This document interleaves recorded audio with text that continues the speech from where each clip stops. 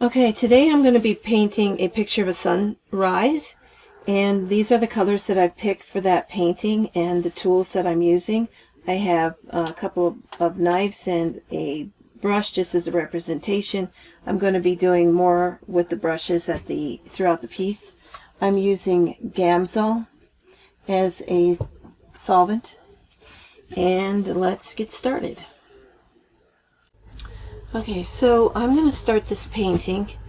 I have several choices of how to get the right colors to start. I can go dark and I can go light.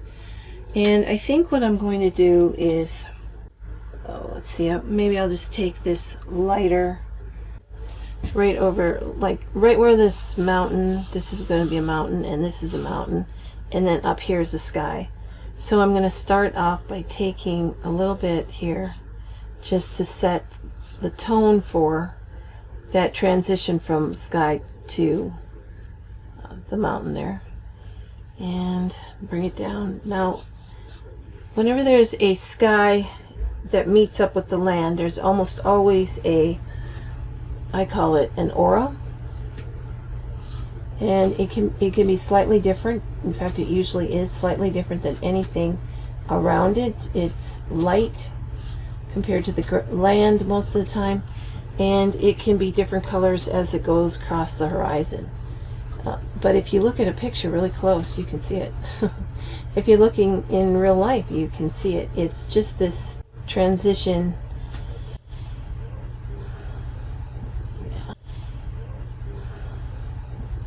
So, okay, this one is kind of it goes kind of peachy to start with, and then it goes into sort of a yellow, really light yellow. Okay.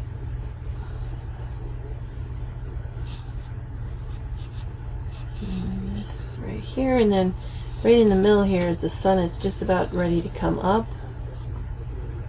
Now that turned it into green because my line was drawn on with the blue pastel. So I'm going to just rub this over the top. Now it's just to set my tone. I can, let me come back in with the little brighter yellow, and that held up a little bit better.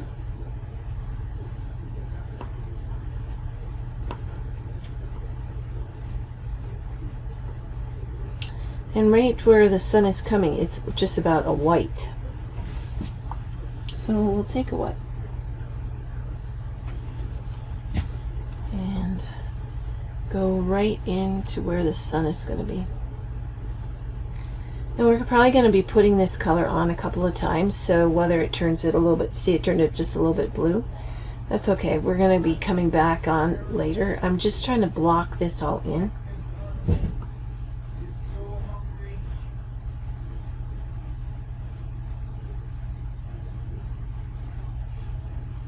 And I think while I have this white, I'm going to kind of block in the upper sky, and the upper sky is really light. It's almost a gray, but the colors that I have are going to be darker than what I have on the picture, so I'm going to put this white down so that when I put that color on, it's going to kind of tone it down a little bit. And I put the white on first because if I put it on last, it'll probably look a little more chalky than I want it to. So I'm just gonna block this in here. Now I have a couple of clouds that on my reference picture show way up at the top, which I might just drop them down a little bit here so that they fit better on the piece.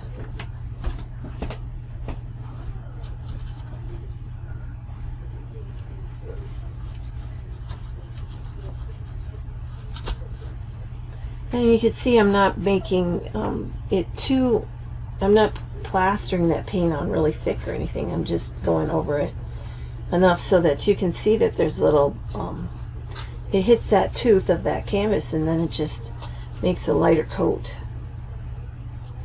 Because one thing about it is you can put too much paint on, and then you have a little trouble if you've got too much on there. And so I can always add more later. Now it comes across, and there's this little, I think I did that a little bit off. So it's kind of a hit and miss right here. And so I'm going to just put in a little bit and see how it goes.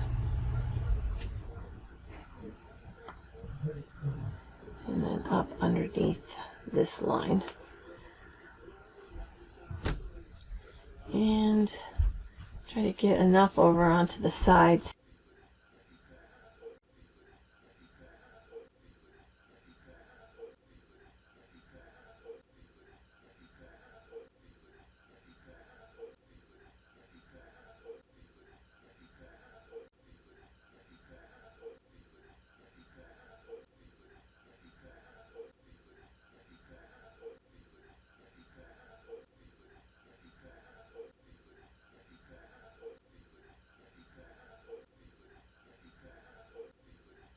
And then there's this little part over here that is really light coming through.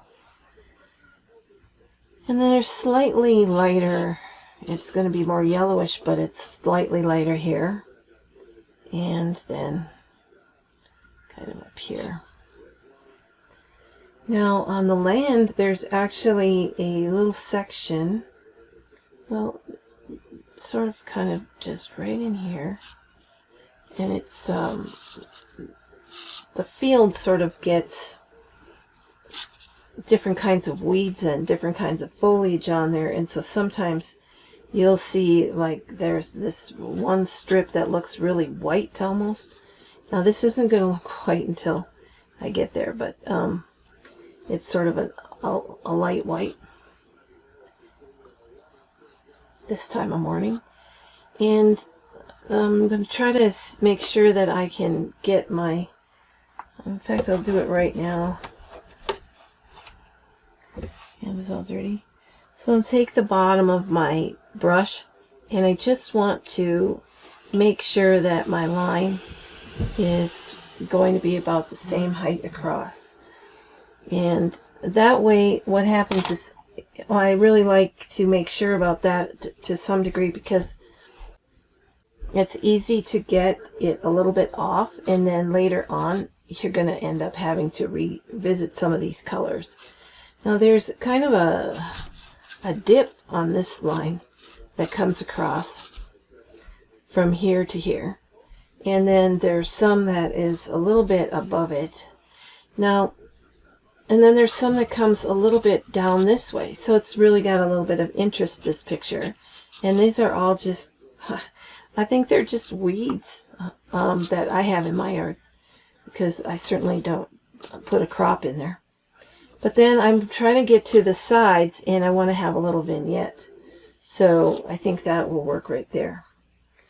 Now I'm going to just stick these colors to the side. Now this is a Payne's Gray, and I think that it's way too dark for the final color. But it's really good neutralized blue color, and so I'm just going to put it in similarly to how I did the white. Just put it down first, and then it's going to mix with some of the other colors I'm coming up with later. And one of the things about these mountains is some of the edges are darker than the rest of the mountain. How do I say it? So where the edge comes in, this edge is kind of dark. And then this one is going to turn red. But you almost have to put down the color where it goes, and then put the glow over the top. And up here. So I guess what I was trying to say there is that, you know, watch your edges. And this happens with anything with a shadow. Like even if you're looking at your, I don't know, the ceiling, if you're like, I don't know, if you do exercises on the floor like I do sometimes, I can look at that ceiling, and the shadowy areas are just all sorts of colors. But right where you would think it would be the darkest, there's a hint of lighter, and then it goes darker. So if you really examine what colors you're looking at, I think you're going to end up, you know, like it's darker here, here, here, but not the entire mountain itself, because otherwise it looks too flat. So you're just giving it a hint there. Now I have a flat line or straight line that goes across right about here. I got a little high there. So I want to put this in. I have other colors to add to it too, but one of the things is I'm kind of reaching across myself on this, so I want to make sure that that's a little too high, that when I stand back I can see it better, and I can also measure it. So, and there's some shadowy weeds up here, and then there's a bunch of crisscrosses in the darker, and the darker is going to end up with darker green in there. And so I'm just putting in some of the shadowy areas of this grass. And you can see when it hits that white, it turns it into a real pretty blue. And I'm going to hit the corner and kind of hit this corner, and that gives me my vignette. And why do I want a vignette? The vignette is for helping me keep the person's eyes keep them in the painting, even though the land itself, it looks relatively flat down at the bottom compared to, say, the mountains. So I want to do that little trick. That's just a trick I almost always do, and keep them from going out of the picture. And let's see, I think I can wipe this off. I think I can put a little bit up in the clouds just to keep that continuity of that blue going up into the clouds. So I have one that is kind of coming across right up in here. Now I'm using this Payne's Gray, which is a bluer color, instead of a black, because I think the black is... Okay, did I do that right? So then I have a little bit coming here. I think the black is a little bit of a flat color, and so I don't typically start with that kind of a color on my my blocking in. You can, but I think that the darker, some other darker color, and mixed with other darker colors, eventually you kind of end up going to black, because of how black is made. I mean, there's pigments of black, but then if you put all the colors in based on the subtractive color model, then you and there's some up out here even.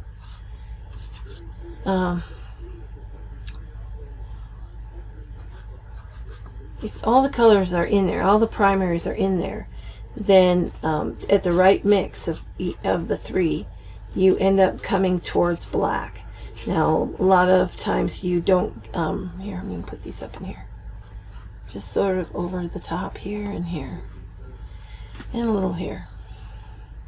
And there's really no reason not to put one up here. But if you put the right mix of primaries together, you're going to get something that's akin to a black.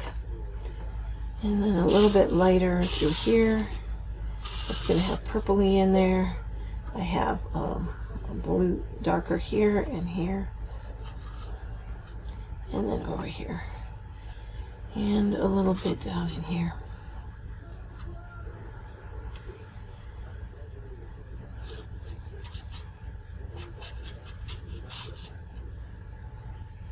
And this kind of comes up here a little, and then down here a little.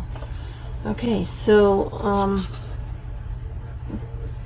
and a little bit in here. Okay.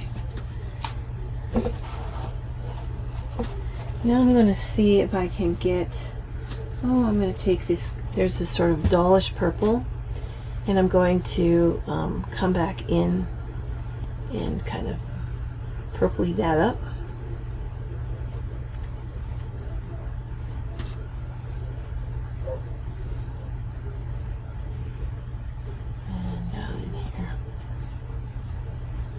So that makes a really pretty purple. And I put a little bit more in where I have that Payne's gray, and now I have a little bit of volume to it. Any place where you leave one color all by itself without other colors mixed in, any size at all really, it's going to stop the eye because it's going to make it look kind of flat. So really I'm just going in here and trying to let's see. I'm just trying to get, like, every part of this painting should have some mix of the other colors.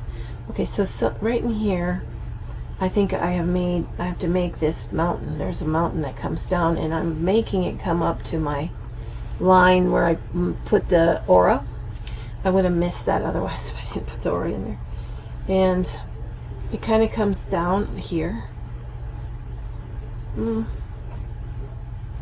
then it comes up here. So follow my line if I can. And then it cuts across diagonal and then in front.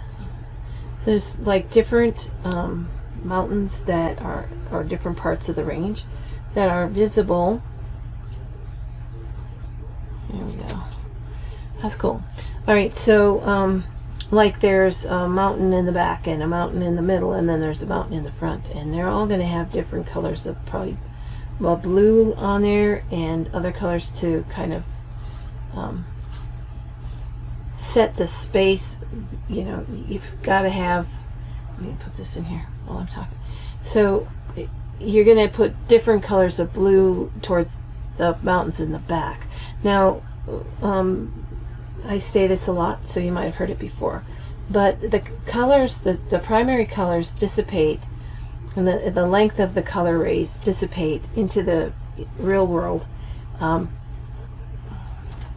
where they're not all the same length, and so things that are really far in the distance have a bluish hue to them because they're the longest rays. So anything that has like a yellow, it dissipates first, meaning that, you know, stuff that's up close, it's got that yellow, but as it moves back it dulls down minimally, and you can kind of tell if you keep in the same family of colors but you have a dulling down of those yellows. It looks like it's the same, it just looks the same as what is in the foreground, it's just that it looks farther back. And I'm going to stick some in here. Now I have sky clouds that have the purple in them, and then I want to put same thing in the land. And I'm going by the theory of everything has every color, and every color has its own composition. And when I say everything has every color, I'm really talking about the primaries. So and the white and the key, which is the black a lot of times, but or you can mix the key. So CYMK, cyan, yellow, magenta, and the key. K is for key. And the key is where you mix all the primaries together. Okay, so now I'm going to see, what do I want to do next? Okay, I'm going to take this color up here, see what I get. Now this is kind of a yellowish, a dull yellow color, which is kind of a nice color for sky clouds. And you may see a bright color down here, but for the most part, most of these sky colors actually don't seem as bright when you're putting them down on the. They still have a lot of pizzazz, but they don't seem quite as bright when you're painting them on here. So a milder yellow will mix better with anything that has, say, a purple. So I'm really going into this purple here, and I'm still maintaining a good color. If I had a bright yellow, I probably would go really super, super dull.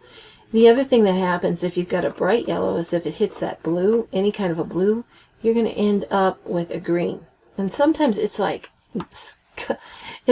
grass green or something. And then in your cloud, it doesn't look good at all. So if you've got, I would say this is a oil stick, but if you were to use, say, an ochre of some kind, you know, in any other kind of painting, you would do better off with that in most of the sky parts than if you just take a bright yellow, like a cad yellow. Cad yellow is very, very bold. It takes over. It is not a friendly. It's not a friendly color. It just wants to take over, and anytime it hits any kind of a blue, it's going to just be a disaster. So see, I just hit blue right here, and this mild color, I'm going to stick it up in here just to show you. It didn't turn it green at all. So it's better to have a mild yellow than it is to have a bold yellow. And that's a rule of thumb for sky, but you know, if you were going to have a really, really bright orangey yellow kind of a flower or a petal on a flower, that might be a different story. But for most of nature, see, I go in here, I'm not even making a green. So that is a good yellowish color, and it holds its own. In fact, you know, I might just have to throw a little bit up here into this white, just for kicks, just to get the color down. Now, here's another thing. If you have like a blue, purple, gray, whatever, if you put in some of the other colors into that, it's going to automatically give it a more three-dimensional look. So regardless of where you're putting it, that's what we're always looking for. I think I did something here. Okay, and then up in here. And this is actually end of that mountain. It wasn't quite as high as I made it. And I'm going to put some of this up in here. And I have forgotten or didn't quite get this dark cloud right in here. So I'll come back. And this is why I put to the side the colors I've already used, so I can kind of come back in if I need to and add something if I've forgotten something. Okay. Now let's take our friend in. Come down in here. Let's see. Put some around here. Now this is laying a nice yellow base around where I'm going to be putting in a brighter yellow, but it's letting me just kind of set that sky up without getting unfriendly. And I'm going to tell you something. You set these things up here, and then you put that bright yellow on top. It's already closer to yellow than it was with just the blue, and then you keep the bright color inside of it. Yeah, so I have a blue and a purple. It hits this kind of muted yellow.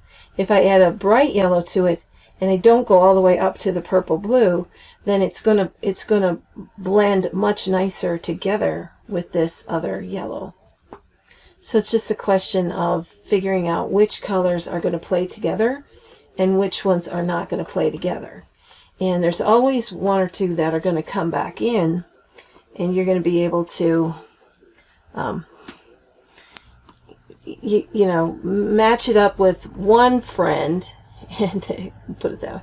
We'll match it up with one color that, you know, the next color I'm going to put on there will really not work very well next to that color. Oh God, I hope that makes sense. So anyway, and I can dull this purple down, this bluish purple down with that. That's kind of a great color. So I have a little bit of a glowy color coming off this hill, and most of this is kind of a more of a green color because it's on the back side of the hill. But let's just kind of skip down now, and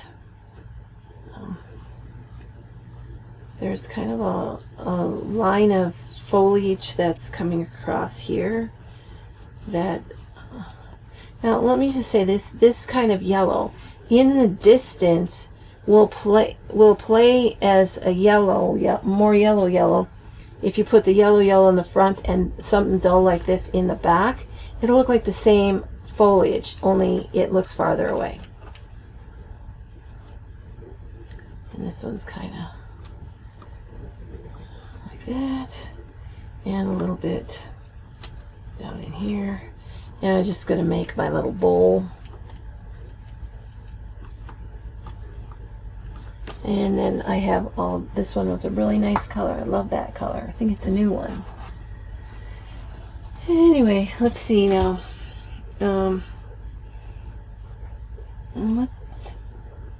Let's maybe take one of these gray colors and see what we have for sky if I put that on top here. And it's a little bit, that plays really good with this white. See, it would have been way too much gray if I had put the white on, or hadn't put the white on. So, and I'm just going to bring it across. There's got to be enough paint at the edges so that when I'm going to tap those into the sides. That's a good one. This is a good one. I've got a couple new colors that I'm testing out here, and Pearl 3 and Dove, those are kind of grays, and Titanium Buff, I think, was that yellow one. I'm going by memory, which is dangerous. Now what you need to remember about sky part is that it needs to get darker towards the top, because it's the farther away it is, well, let me say it this way. So if I'm not careful and I put the darker at the top of it, typically if it's a daytime, then it looks like it's coming towards me a little bit. And that's what we want. We want it to look like it's coming right over the land. And a lot of times you'll see, I would call them more, well, I call a lot of my paintings skyscapes, but I think that if you're doing a landscape, there a lot of times isn't as much sky, because it's the focus is on the land. So then it isn't as necessarily as important, but I like to have that sky come towards me.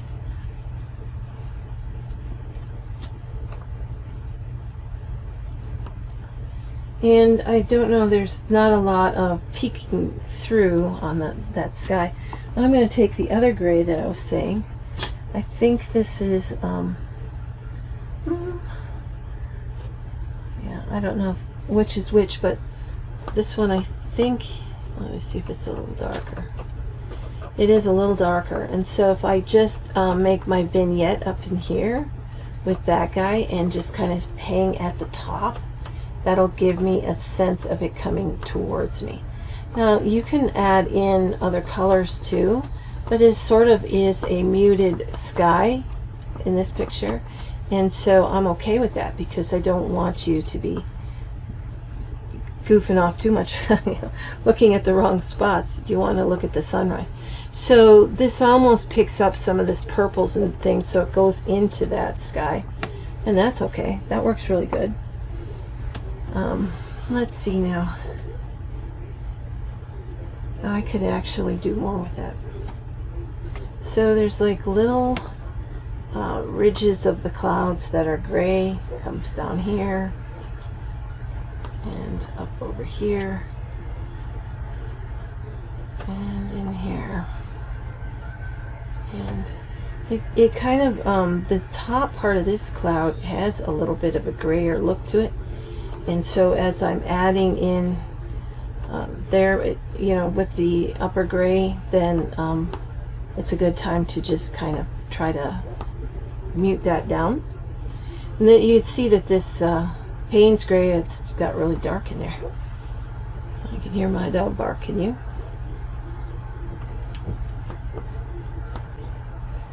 Okay, cool. And okay, so my picture is, I'm just using this kind of gray to kind of bring in just minor definitions between these mountains, and it kind of gives it a nice muted look. And people do that all the time too, where they will make a tonal and then they'll come back in with the colors. This gives it, this again, like my favorite thing, gives it a little continuity, and this is a really nice color too.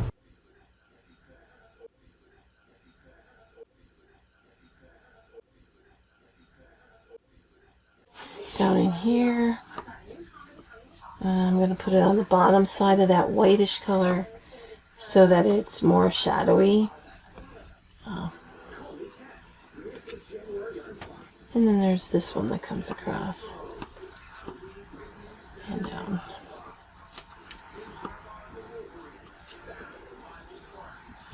And then back. Okay, that's cool. I like those. The next color, well, maybe I should just talk about, when I started out you could see that the tone of, I toned those canvases and I toned it with the yellow. This one had a yellow, and I thought this was a good color choice for this scene because the main character is got that yellow. I tend to paint them in different colors, and so when I pick one, sometimes you wonder why'd you pick that? Anyway, so I'm gonna do a kind of a mauve color and come back in here, so it's not as bright as some of the other pinks that I'm having. So I'm just going to hit the bottom of this cloud, and it mixes in with that gray a little bit, and it makes a nice kind of subtle pinky color. We like it. And then down in here,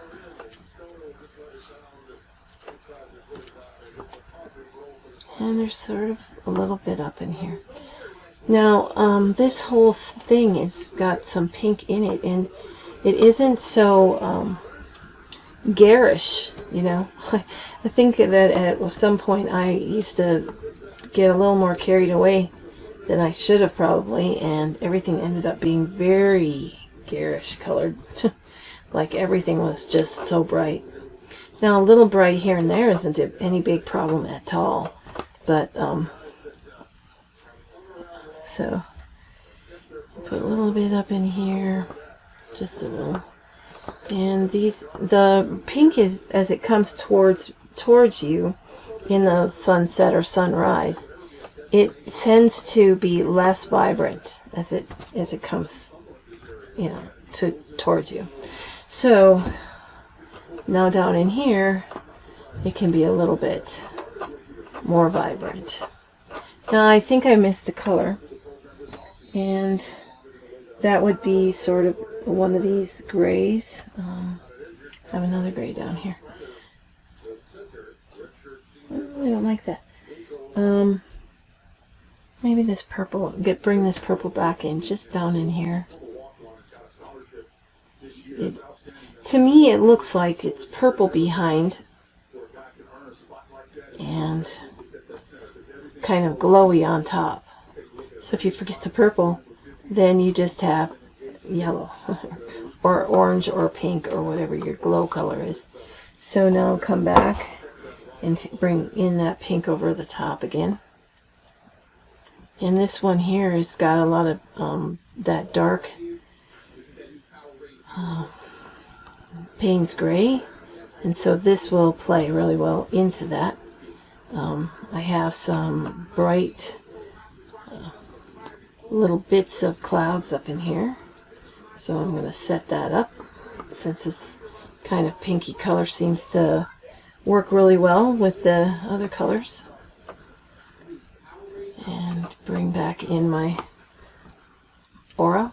I'm going to bring it in with the pink just to make sure I keep my mountain lines. And I didn't say lions, I said mountain lines.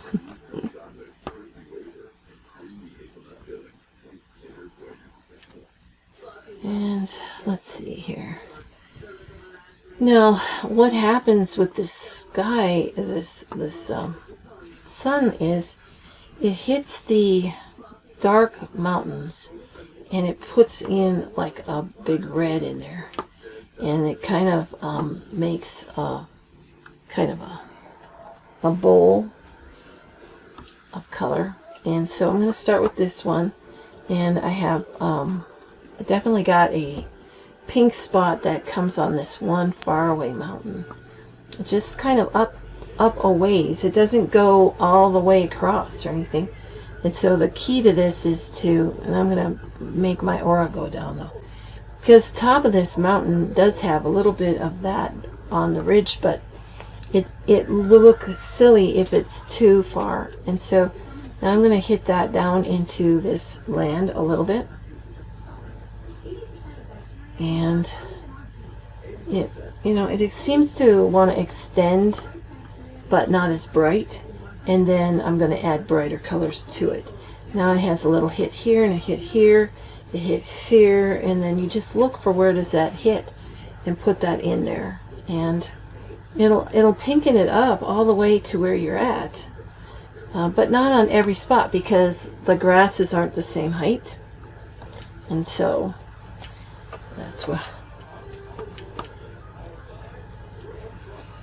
And in some ways, to me now, I always thought it was a little bit of a disadvantage when you're got a nice sunrise or sunset and your surface is, if it's water, it's really, that's a real gimme, you know, that's really good. But if it's grass, you still have to use the same principles. It's just that the colors are a little different, where it just comes in, you know, like rays of color. Okay, now I have one that's called, this is, guys, I think it's called Black Cherry. We like black cherry, so we're going to stick in some of that in here. Some of the grass appears to have some sort of a redness to it. I don't know if that's just the light or if that's the, you know, if it was just one of those dry looking weeds, but it probably was late summer, so some of those colors might have, you know, changed on the grasses. So I'm going to go ahead and stick this in. It's very nice. It's very nice, friendly, reddish pink.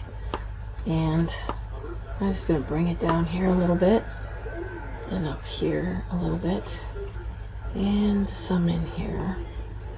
And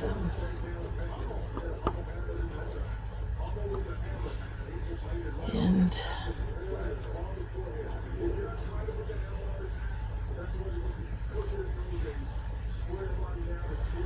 it skips over. And it skips over. Now, I don't know, sometimes the paint, the picture isn't symmetrical or something, and you just have to be careful that you don't have, that you would make adjustments properly so that you don't get all lopsided color-wise. Okay, anything up at the top? No. Okay, so now what we're going to do is, let's see, I have like a favorite color on these sticks, light cad red number 2, but it's like look at that, it's like a bright peachy color.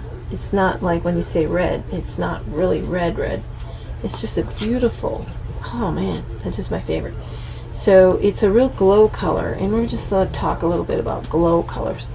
So when you've got a painting all finished, and if the top, you know, if you've got colors that are glow colors towards the tops of the surface of the paint, so that the sunlight can catch it, there's certain times of day when that thing will just, I call it blooming out. It'll just bloom out into, just looks like the sun just came up. And then when it gets cloudy, it'll go fall asleep a little bit, meaning that the colors of the gray clouds will take that orangey color and just dull it down.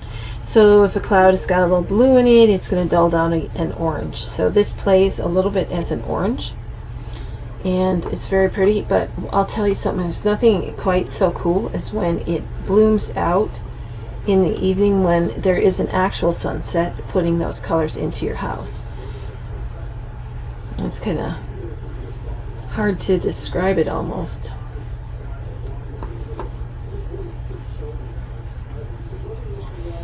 Okay, and I have some up in here.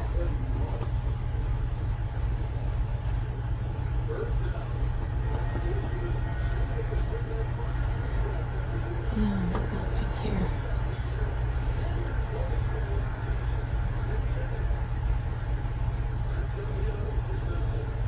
And this one over here isn't quite as bright, but you know what? I'm just going to put a little bit on the edges of it just to keep it moving across.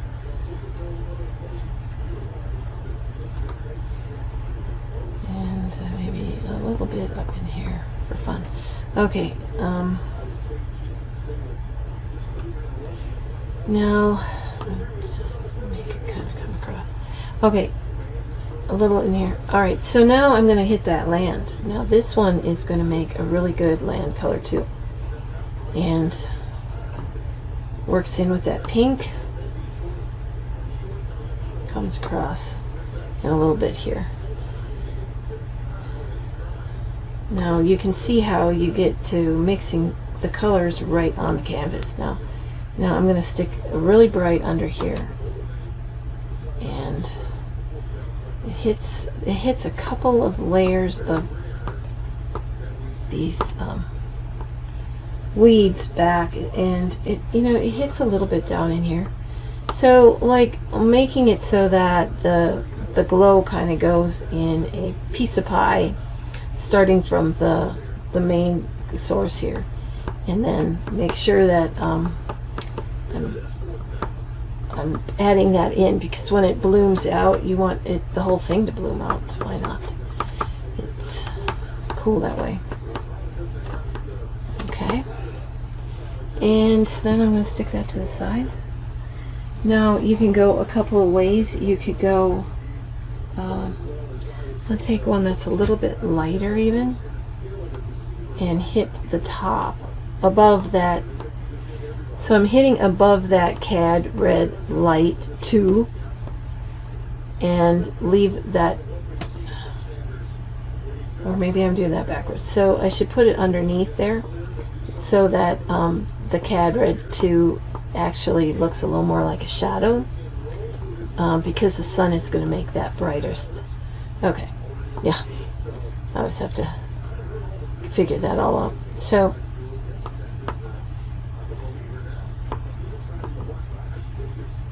and stuff in here. It's hitting some very subtle clouds linearly. Is that a word? In a linear fashion, so real horizontal. And then now, is there any place for that? So I might be able to use that down in here a little bit.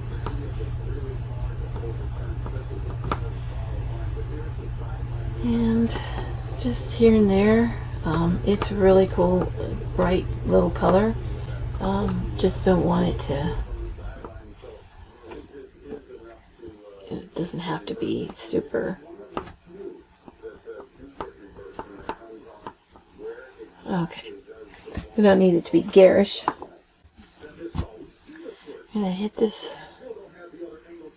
This is like really orangey, and it's, I didn't quite get all the edge off of it, so let me try it again.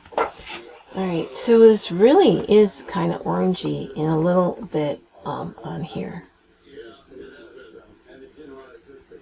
And just a tiniest bit.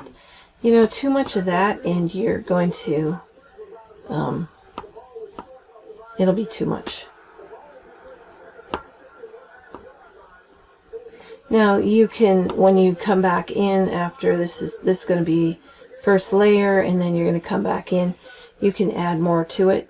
I can add a tiniest touch of it up here. I don't have to go hog wild crazy, just a little bit here and there, and reinforce that round shape.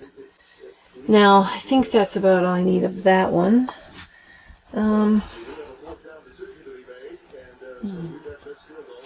Let's take this real muted purple and just kind of reinforce some of that into these clouds up here. And that makes them soft. And there's a little bit up in here. And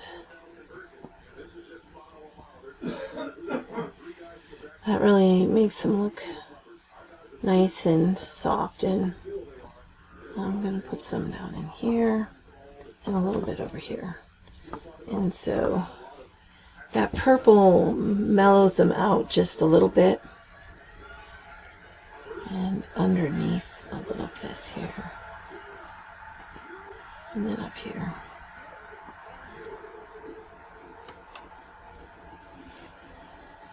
And maybe some, just mellow this out a little bit.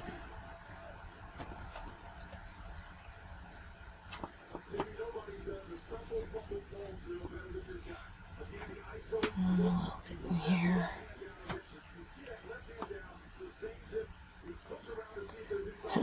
Cut real sloppy. Okay, so now there's this cloud that's supposed to be over here, and I'm going to add him in. He should have a little dark underneath him, which I didn't quite get in there right. So now I just have to go back in and add a little bit of darker. So let's just do that while we have the chance. I'm going to go back to my Payne's Gray and add that in.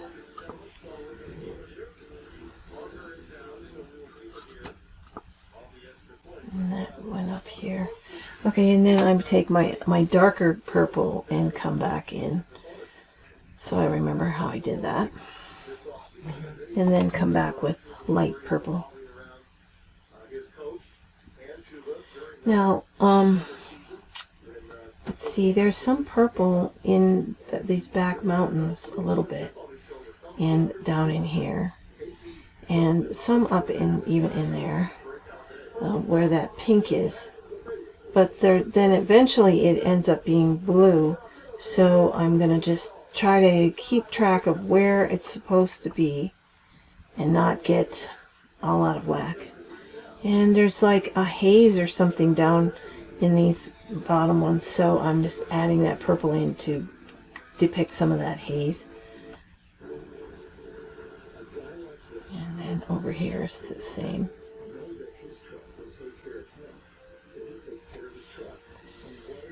Okay, now I can hit some of this purple and make that a little bit.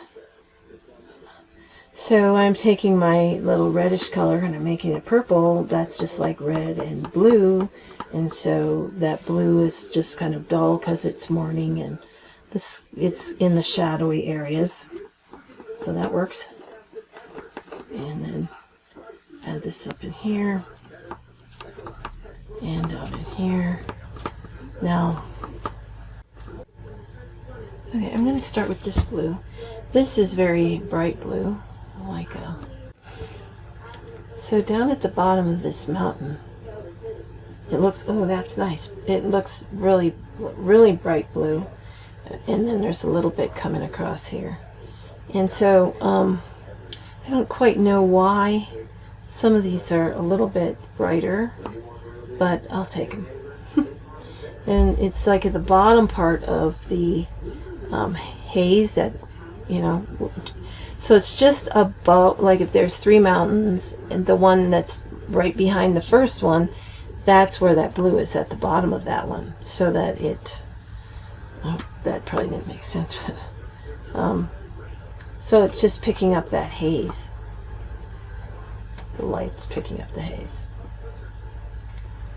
And where else can this blue be? I'm just going to stick a little bit up in here, just because I think that, just for the continuity of it, more than any other thing. And okay, and then this guy, and I'll stick with the little blue in this light color. Okay, I'm going to take this kind of peachy color, and I'm going to add that to this far away field.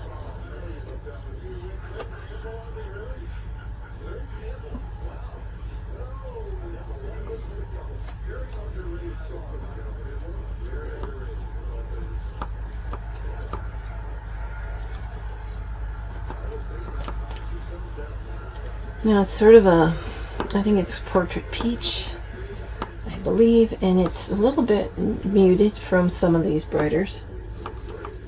That works. And what about at the top here? Well, let's see. Yeah, that does look pretty nice. Okay, so I'm going to push this really hard right here and here, just to get the brightest spots around the brightest sunlight, and then come up in here and hit this like a little bit of pretty lace. It's coming across and kind of this way and up in here.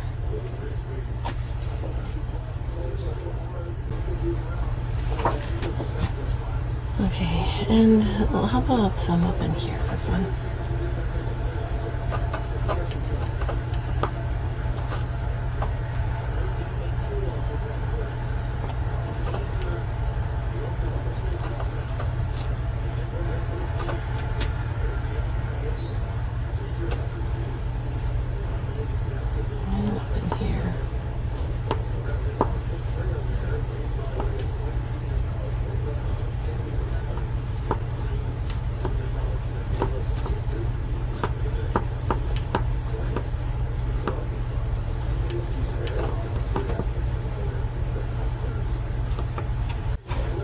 So now I've got this kind of pinky color.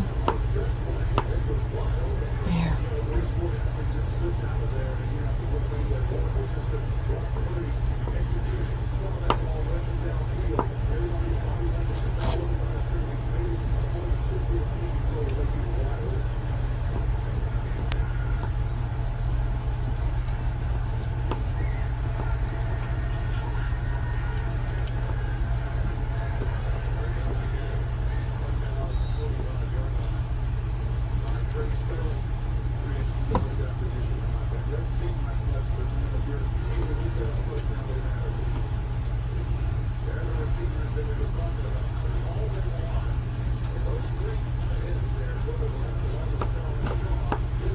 That's kind of cool. So I just hit this up here just to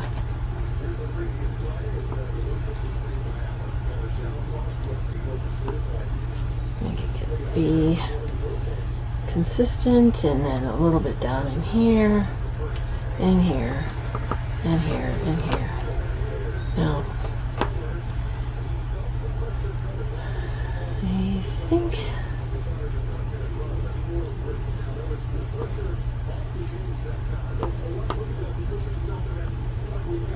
I've put a different pink on there, but this one looks good with all of that too. And you know, if you think too hard about, well, does this color need to go here, there? I think then I get confused. So I just pick it up and then I just see if it's gonna work here and there. Okay. And this actually probably would go pretty good down in here. So you're looking for spots for it to go, and then I don't make things up particularly well. I don't have a lot of spectacular luck with that, so I don't want to do that. But okay, so the next thing is I want to come in down here and add in some of this cad maroon, and so I want to get some of this red down into these shadowy areas so that it really adds to the glow. So I'm putting this wherever I can see good shadowy areas, and I'm going to take these dark colors, and like this is the red, and then I'll take something that's got some probably green in it or whatever. These guys up here have a lot of red in that foliage, I don't know, and so this cad maroon works perfect for it. I don't want to get rid of all my glow colors, but I just want to accentuate them by putting this under those colors. And again, red tends to dissipate after yellow, so you know, if you do a lighter touch as you go backwards, you know, as far as like going towards the background, then you're going to have it look like it's the same foliage, only it's just farther back. Now, I can actually add some of that into the rest of it, but I think, like, I don't know, I can put a little bit in here. And it'll purple it up a little bit. Gives it a dark purpley. That's cool. And then you can also put that in between these rays that come down, because I can see a mountain top, you know, like the ridge of that mountain right there. So why not? And even this kind of peachy color is a little bit bright for how far back it is. So whenever I add a cad maroon on top of a beige or a light peach color, really lightly, it'll set it back. Now maybe I'll hit it with a dark green. So I'm going to put this in down in here. It definitely makes it look green. It's mixing with some of the blue, but it's setting up, it's not a bright green, it's setting up this shadowy green, and it goes with this red really great if I don't cover the red completely up, because really the thing that will offset a green, whether it's a tree or whether it's in the foliage, is a red. And vice versa, of course, because they're complementary colors, and that's how it works. So I'm going to stick this down in here, and then down in here, and it's starting to look pretty. And then a little up in here and here. Now there is a green row of something right there. And it kind of comes across here, so that's good. And maybe a little bit lighter green. This is a celadon, a light celadon or cool celadon. And again, now this one is sort of bright, but there's like this little field kind of stuff. Oops, I'll have it positioned right. It comes up in here and comes across here, and a little bit where we put that pretty blue, and up it goes, kind of.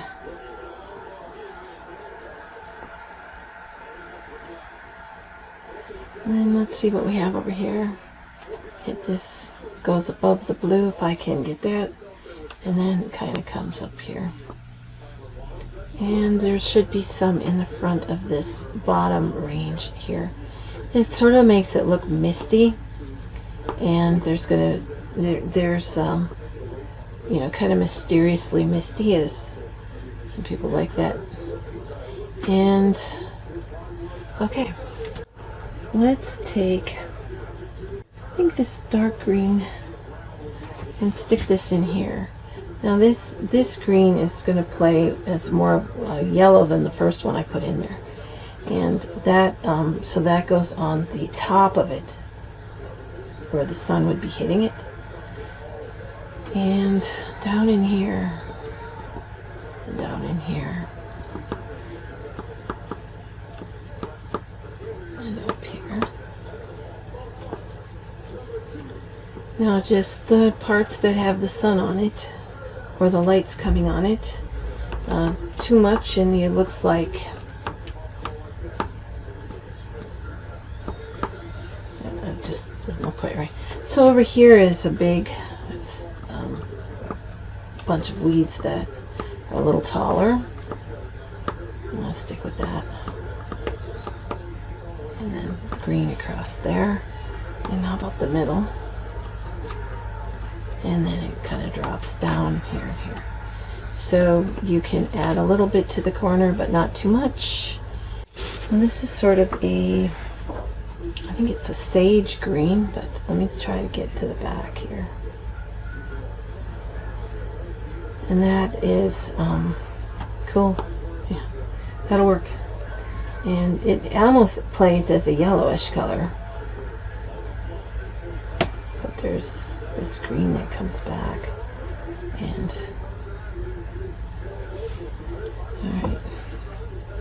And again, this one is more of a, has more of a yellow to it, so just stick it here and there on these darker grasses.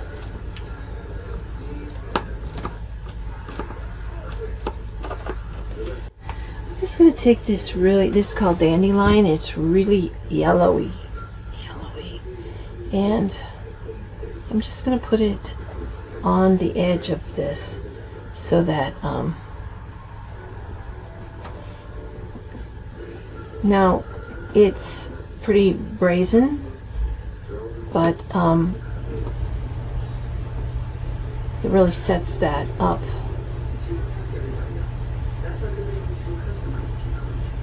And then a little over here. And so you gotta look for it. You gotta look for that brazen color.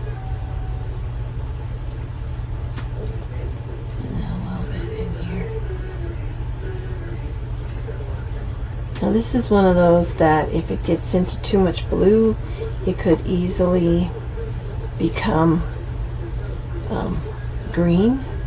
But if you stick more with the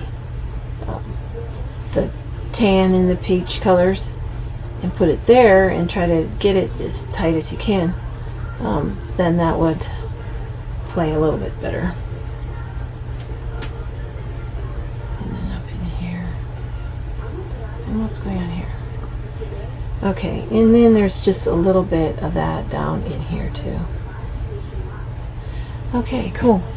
I have a orangey color. So darker orangey color. I have bright oranges and dark oranges, and I have a lot of colors. I'm not sure I need them all right now, but just to accentuate the orange parts.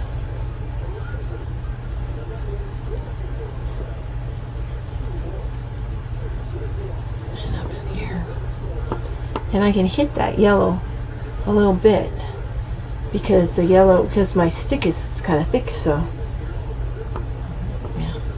and then just hit that. So that's kind of a, that yellow isn't my favorite, but it's a good yellow. I'm not saying it's not, but it's, you know, just to kind of give it a little character.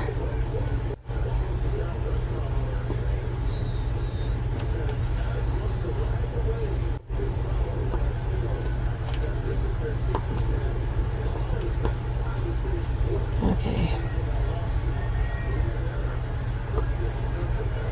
And maybe out.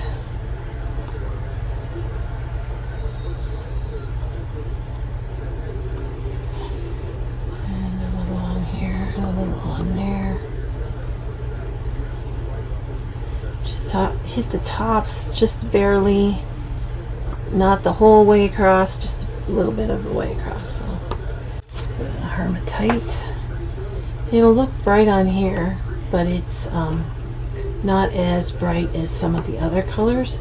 So it's just that all the other colors that it's around right now are kind of dark. So that's how that will go. It just is relative to what's around it. And I'm just gonna add these brights with the hematite across here.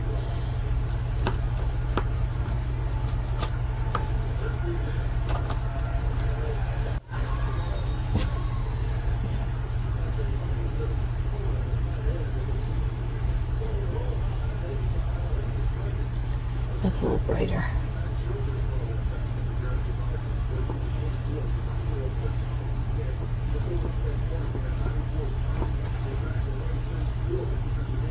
Okay. I'm going to go ahead and tap it in. I didn't probably only used half the colors. So I don't know if I'll use all of the colors for sure by the end of this thing. I think that is probably okay.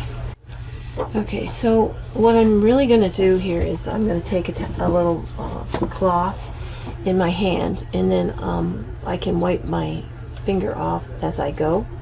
So I'm just tapping in the very edge to line it up with the tape. I have like masking tape. What I'm trying to do is create an edge so it looks finished.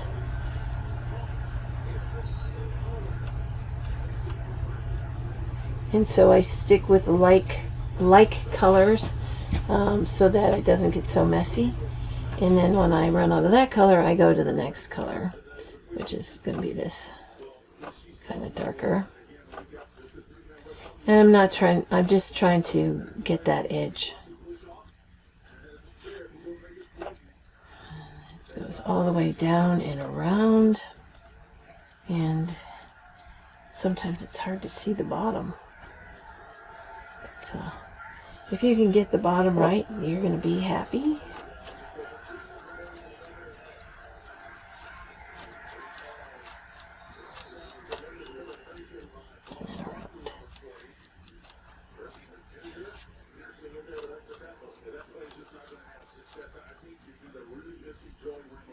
Okay, and then I come back with this brighter.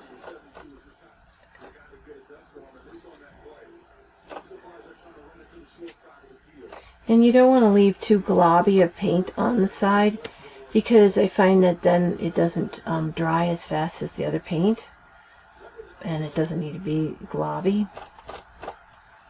And then over here, push it, pull it, push it, pull it until you get it. And then there's some light. Okay, so that's pretty close.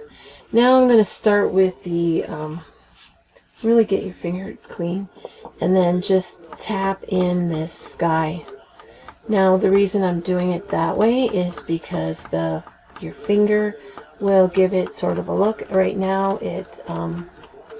this is about the actual texture of the top of the paint, and so I'm trying to give it sort of a, I don't know, it looks a little like it's brushed in a way. And so when you probably won't notice it a whole lot just looking at it in a room, but if you walk by the side of it and you see, it won't be super duper smooth, and the rest of the painting isn't super duper smooth, so then it looks like it's finished the same. But the other thing about it is it catches that light differently when you have little ridges here and there, and you don't want it to be all in the exact same direction, because then it's you create too much of a pattern. So you got to move your hand a little bit here and there. And I'm just going up to the edge of those clouds right now.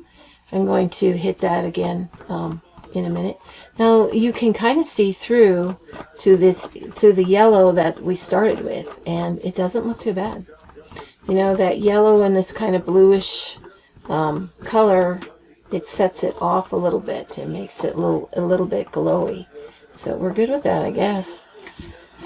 Now I'm going to, let's see here. Let's go ahead and take this dark color. So I'm just hitting the edges of it. I don't want to, I can take some of the lighter color and bring it back into it. I can push some of the dark color out of it, but I'm looking for soft edges to begin with. And then it looks more cloud-like. And once it's kind of good, then I just walk away and go to the next one. It doesn't have to be identical to anything necessarily. These are just kind of extra characters in the story.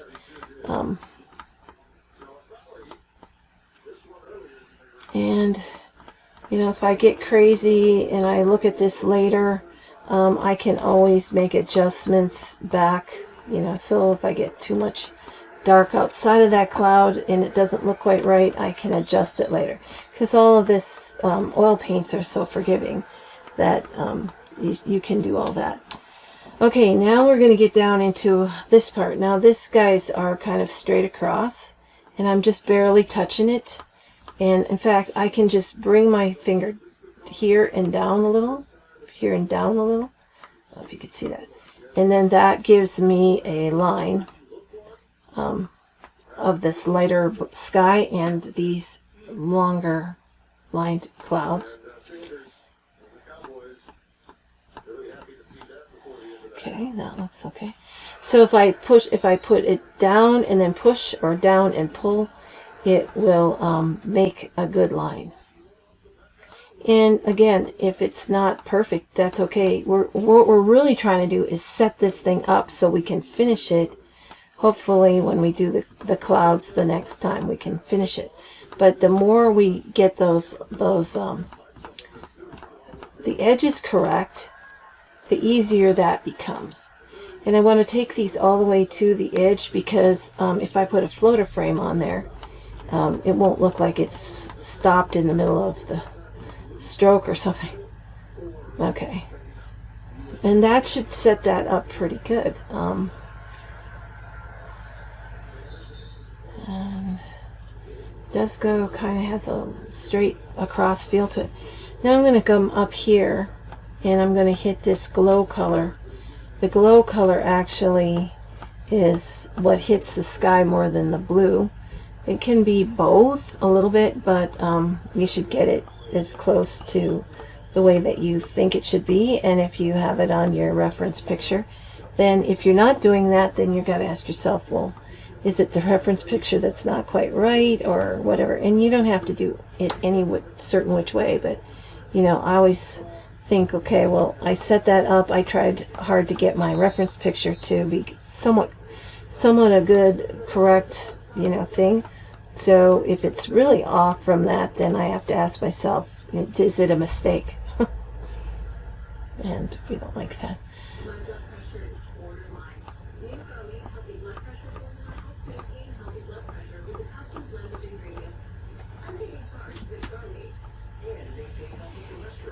And then we come down in here.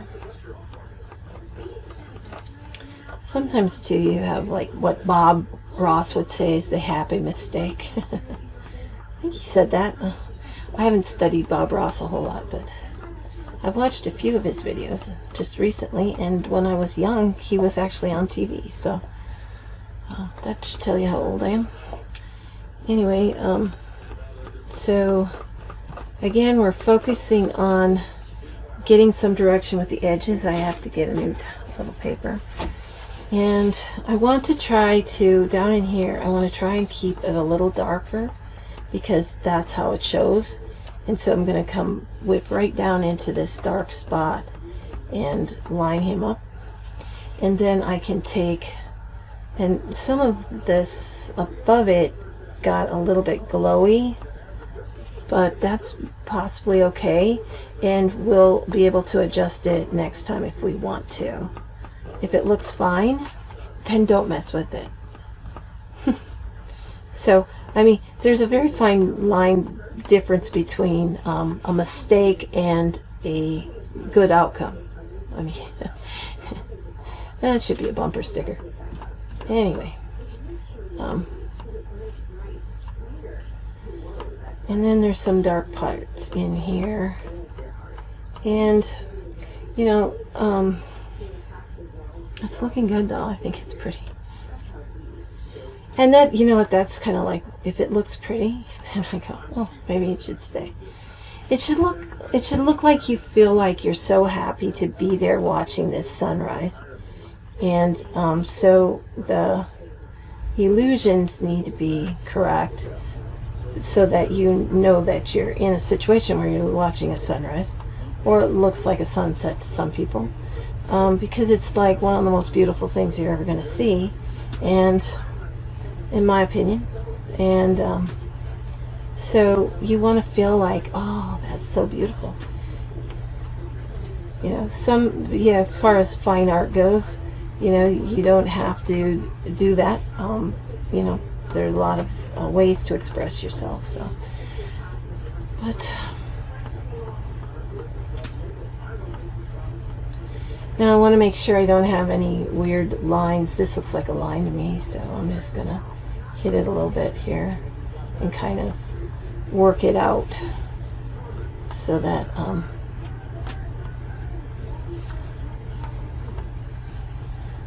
that can be distracting. Now I'm going to bring this guy up a little into this and bring this down. Okay.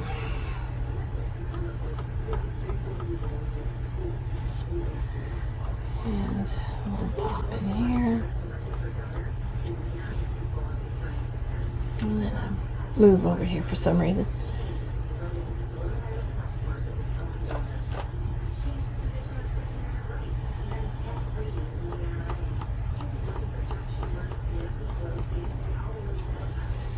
So I have all these glow colors that stand alone, but once you tap them together, they create, you know, kind of a combination look, and it's really very cool.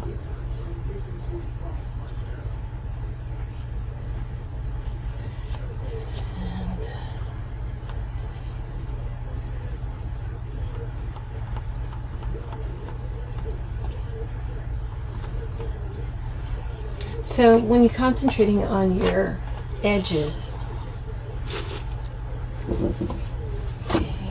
you know, what happens there is that by getting that edge correct, hopefully, even if you come back in, like I've got this one kind of looking a little bit thin or something here. Take a little bit of this up here. I'm stealing paint and putting it up. What it does is it's like the next time you come in here, you're going to be able to, I think I'm actually pulling paint off. You're going to be able to focus on the inside of the shape instead of the edges of the shape, which makes it a lot easier. So I'm just going to keep going here. See how that bright yellow turned into green? That's not really what I like. So, but you know, it might when this stuff cures up, some of the colors do shift a little bit. So you never know. You know, like the next day you go, well, it didn't look that bad. Well, part of that might just be that it shifted. And some of this I'm pulling off a little bit of paint. It's making it look yellow. That's that yellow behind there. I don't think that matters too much though. And then we're going to hit down here, and I want that too. I want to affect this bluish color with the glow and not too much of that bright or yellowish color, because that's where I get my grass green. And over here.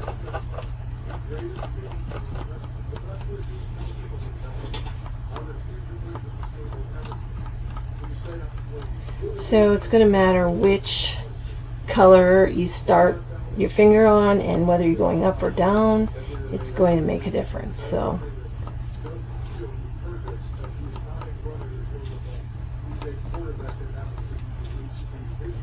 and up in here now, I don't have to move these colors too much in here, because it's supposed to look a little bit lacy or something. So I just need to tap it though, because if I don't tap it, then the color stays brighter than it should be, and then that looks garish. So and here's, you know, people talk a lot about, oh, I got mud. They talk about mud a lot, and part of that is just that it's over blended. And so if you're focusing on edges and then you're blending in from there, you're probably going to be take a little bit less. Well, taking your time doesn't hurt. Sometimes going slower is like going faster, because you make less mistakes, and so you don't have to do so much rework. I mean, one of the nice things about a good painting that is not overly worked is it has a fresher feel to it. It doesn't have all that it doesn't have a lot of that you know, muddy look to it. And so over here I'm kind of hitting on these mountains a little bit.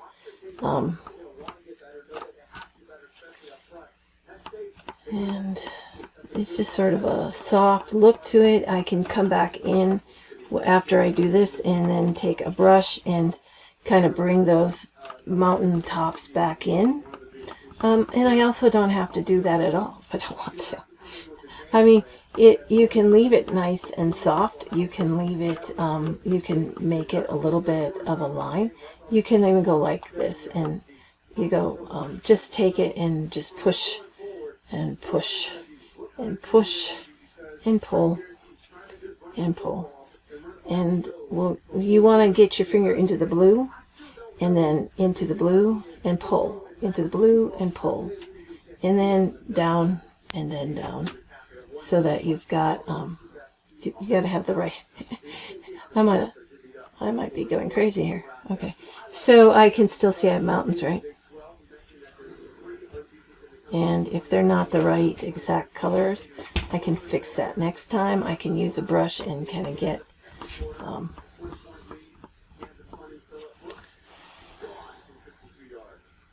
there you go. So I live in a mountainous area, but I think that the sunrise, sunsets can be enjoyed by people who don't live in a mountainous area, even with a mountain on it. So I paint it for, you know, I don't have to make it look like the one particular mountain. I'm not like, oh, let's say you go to a famous mountain of some sort. I'm not living in that kind of area, so I just want it to be beautiful for people who like to see the sun come up. And I'll go down like this.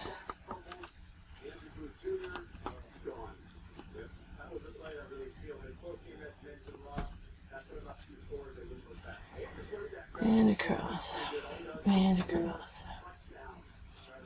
Now, actually, I live in a place that's got like a lot of valley between here and the mountains. So this is why I kind of have to get my line. And then over here. Now this little foliage can come up a little. And bring this over. And then hit this one. And so if I kind of start at the bottom and bring it up, it will create the foliage as I come forward. So I can drop above it, I can drop it down a little bit, and then I can bring it up a little bit. So I'm hitting the top of one row. I want to bring up the bottom, and that will create the foliage. Now, there's a lot of color. My finger isn't the smallest of all fingers, but you know, I want to hit this end. I'm gonna kind of just I'm just gonna focus on the foliage, and then I'll come back for the that sunlight there. Because it's kind of, you know, this is sort of background. If these colors were in a play, they're the background players, and that sun is the key player. So why do I care about that? I care about that because I think that the brightest of colors should be up there by that. Now, when I come to these bright colors, these are at the top. So remember, I've got to go into the shadow and up, into the shadow and up, and not take out too much of that, not tap that too much, because those bright colors will just completely dull down into nothing. And you can bring them back next time, but if you get a little finesse to begin with, I mean, the less stuff you have to fix, the better. It takes a lot less time. It looks a lot fresher. Now my arm it's in the right spot here. So I'm gonna bring these up and down, up and down, and kind of come across here.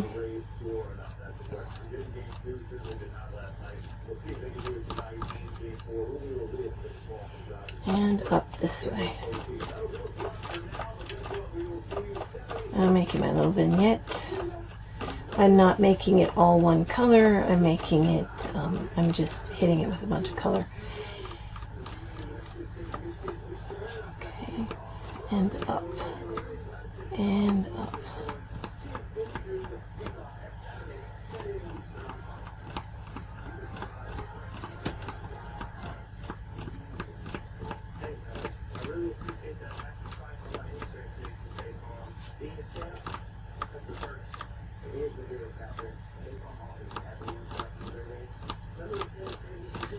And so I'm really just popping a lot of it. I'm not even moving it, but I'm just hitting it over the top of the edges if I can. And see how that bright pink just dulls right down, which, you know, you can add it back in, I guess. Or you won't even have to, maybe. So these bright colors in here are a little bit too bright for the time of day, but they're still there. So okay, now I'll get one more. Oh, almost stepped on my dog. Okay, so I'm going to take this guy and I'm going to bring it across and just press it and bring it. Just press it ever so lightly and bring it, pull it one way, push it the other. And then I've got the mountain there, so I want to make sure I can take it down like this. Now it's getting a little bit less than clean white, and when this dries up, I can add that white back in. If I do too much futzing around right now, it'll get, I don't know, I'll lose my lines. I don't want to do that neither. So, yeah. And there was a whole bunch of white over here. In fact, I'll just take this little white and see if I can't. I'm just going to do exactly the opposite of what I just said. And add it back in.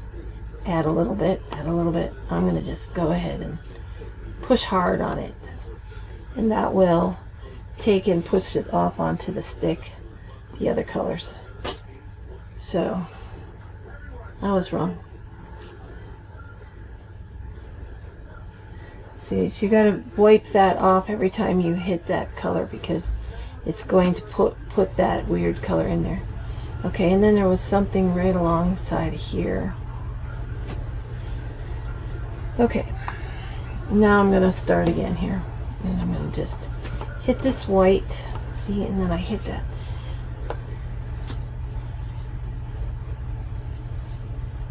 And I'm going to bring this dark cloud back in and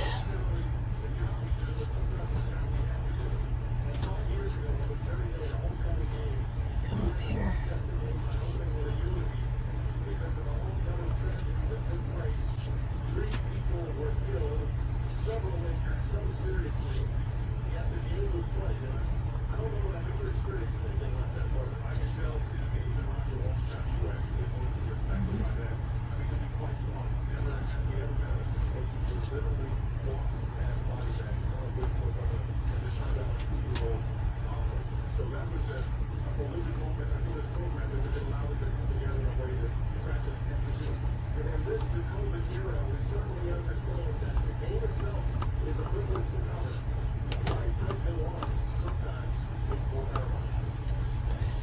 Okay.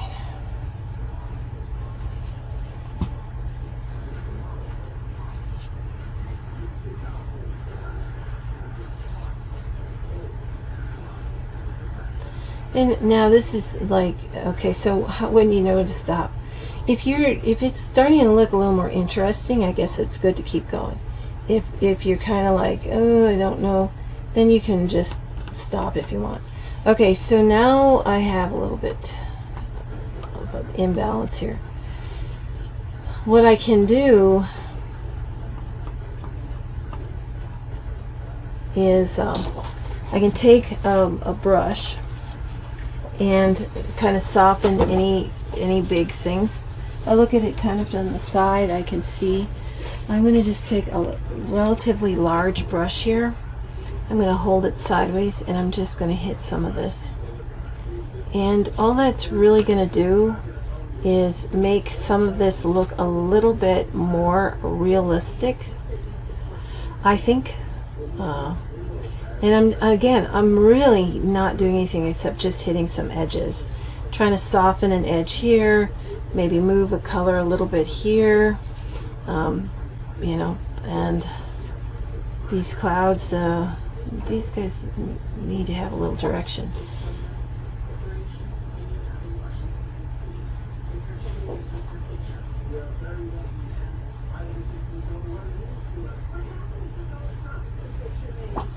Okay, and then I'm going to take this guy, and I don't want to go too, I don't want to make it so that it's a straight line across like that. I just made that mark, but I didn't actually touch the paint on that. But the reason for that is I want to keep my texture of my paintbrush so that it, you know, it has a finished look to it in case I don't have to do anything to it. That's the goal, right? So I'm kind of back and forthing that, and I'm going to bring this over here and soften that. So you're trying to soften the look without changing all of the colors. If you get too crazy, you're going to end up with mud. And so it's just a touch of the colors here and there. If this brush gets a little too much stuff in there, too much paint on there, it can separate a little bit, and then it leaves kind of funny marks. So I'm always just wiping off this brush to try to get some of that paint off. Now over here where I kind of did take some paint off when I tapped it, I can just bring the paint right over the top of these the canvas so that it's nice and smooth. And I'm going to hit this edge and try to make it cloudy. And then I come up here. That's my dog snoring.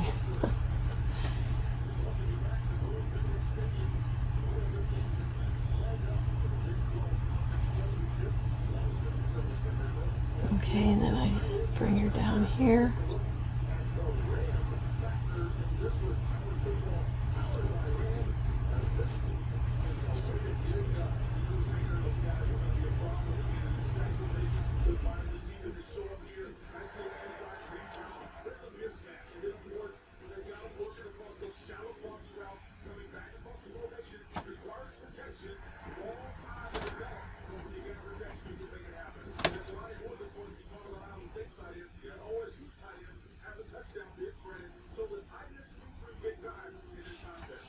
Okay. Now, I can bring this pink into this blue a little bit, because then it'll look like it's for a little further back.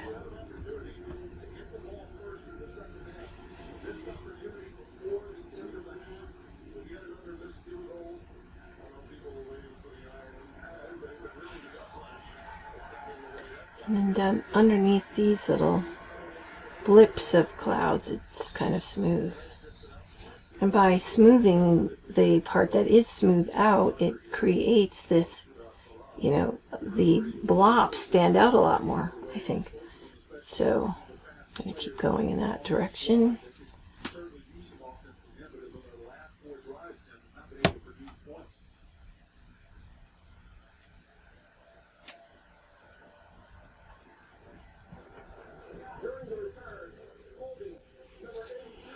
And then kind of come in over here.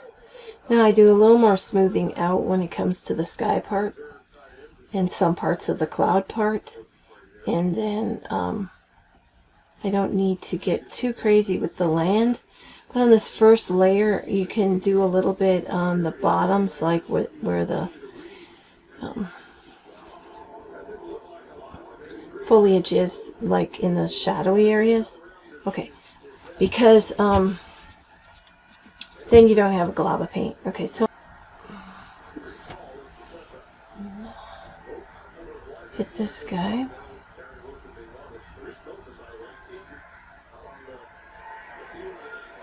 And kind of this guy comes down here. And there's a little guy up there. Okay, now I'll take this side.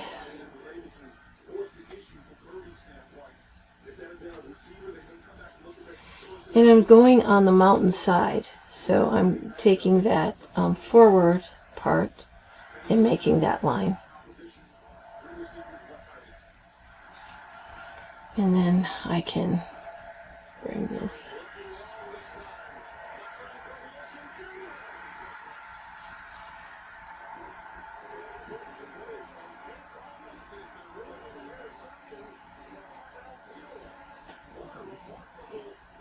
And this guy had a, yeah, there was one in front up here and one in the back.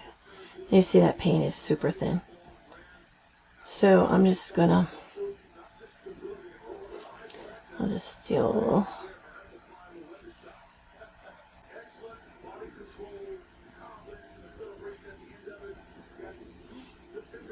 And then there's some up here.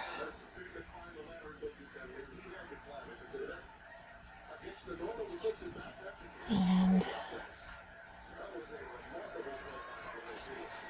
over here. Okay, so now I have to, I'm going to just see where I'm at with this one line. Okay. So it's a little high right up here. And trust me, you're going to know.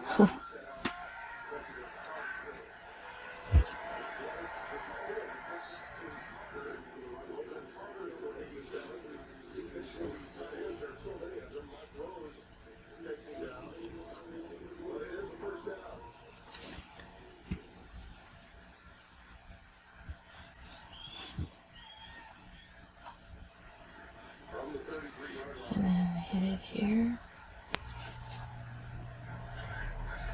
I can always fix that line if I need to. And then I'm going to come across here and just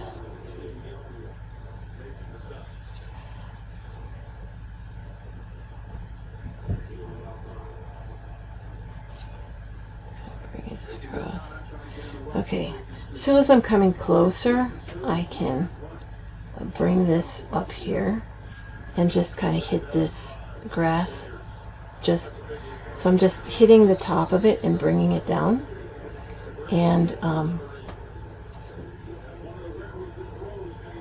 that looks a little more like foliage. And I'm setting it up so the next time I can add more if I need to, but I want to see if I can get it as close to right now as possible so that I don't have to do too much more. I don't think I can express that enough. You know, it's like a little bit of a color here and there is a lot easier to put in and the second layer than it is to have to redo this whole area. And the thing is that you've put in a whole bunch of colors, so to change it you have to again put in a whole bunch of colors. And so the closer you get it, the better.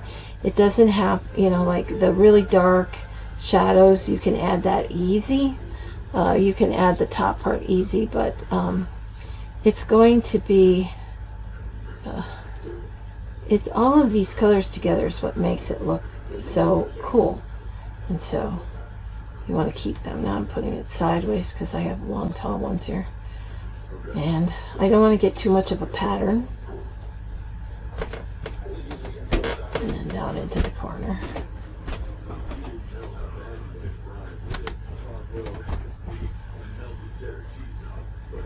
I'm going to try to get these corners correct. Now, I don't know if everybody would do a vignette, but what I like about it is the straight lines you have to stop them somewhere. Otherwise people go right out of, their eye goes right out of the picture. So now I'm going to come back up here, and I had these kind of diagonal lines to start with, and I gotta every now and then gotta look at my reference picture just to remember that stuff. And then then it adds that little character to the piece. When the weeds are actually a lot prettier plain old grass, especially cut grass. But and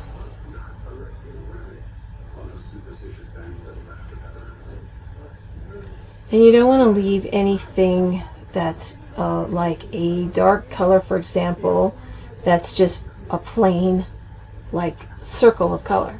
And the reason you want to do that is because it will stand out like a sore thumb, and it'll look like it's flat. So I look for that, and I also look for if there's any funny lines or funny brush strokes. And I think that's about good.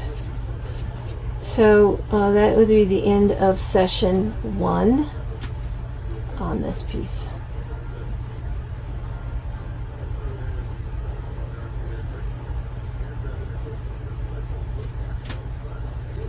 And then typically what I'll do next is I'll go in and I'll finish out either land or sky. And then the other one comes last. But a lot of times I'll save the sky for last just because,